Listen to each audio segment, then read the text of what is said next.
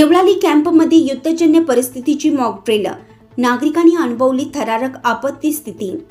Deolali camp परिसरात शनिवारच्या सायंकाळी 4 ते 5च्या सुमारास अचानक सायरन वाजला आणि पोलिसांचा ताफा, अग्निशामक दलाच्या गाड्या व 108 रुग्णवाहिकांचे सायरन ऐकू येताच परिसरात खळबळ उडाली।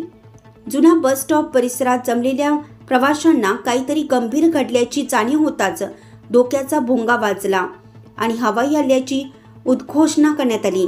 घबराटीचे वातावरण तयार झाले। मात्र काही वेळातच ही मॉक ड्रिल असल्याचे स्पष्ट झाल्याने नागरिकांनी सुटकेचा निश्वास टाकला।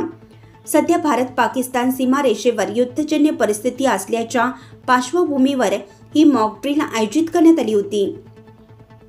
अग्निशामक दल, होमगार्ड, नागरिक संरक्षण दल, Maharashtra emergency medical service, 108, Akhil Bharatiya स्थानिक स्वराज्य संस्था आणि देवळाली कॅम्प पोलिसांच्या संयुक्त विद्यमाने हे प्रात्यक्षिक राबवण्यात आले।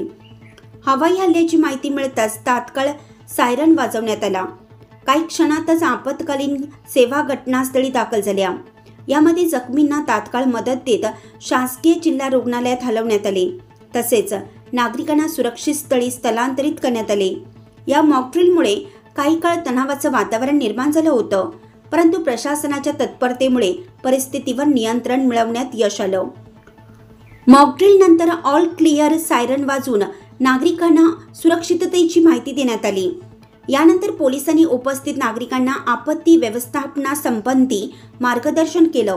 यावेळी देवळाली कॅम्प पोलीस ठाण्याचे वरिष्ठ निरीक्षक, इमर्जन्सी मेडिकल सर्व्हिस डिपार्टमेंटचे जिल्हा व्यवस्थापक आनंद बांबळे, डॉक्टर कुलथे, रुग्णवाहिका चालक, अग्निशामक अधिकारी, ट्रेनी फायरमन, नागरी सुरक्षा दलाचे अधिकारी व कर्मचारी तसेच अखिल भारतीय स्थानिक स्वराज्य संस्थेचे विद्यार्थी मोठ्या संख्येने उपस्थित होते। या मॉक ड्रिलमध्ये बॉम्ब हल्ल्यानंतर नागरिकांना कसे वाचवावे, त्यांना वैद्यकीय मदत कशी पोहोचवावी, तसेच गर्दीच्या ठिकाणी आपत्कालीन परिस्थितीत कसे कार्य करावे याचे प्रभावी प्रात्यक्षिक दाखवण्यात आले। मोठ्या संख्येने नागरिकांनी या मॉक ड्रिलला हजेरी लावली। युद्धजन्य परिस्थितीत नागरिकांनी कोणती काळजी घ्यावी हे अशा मॉक ड्रिलमधून समजतं, असं मत वरिष्ठ पोलीस अधिकाऱ्यांनी व्यक्त केलं।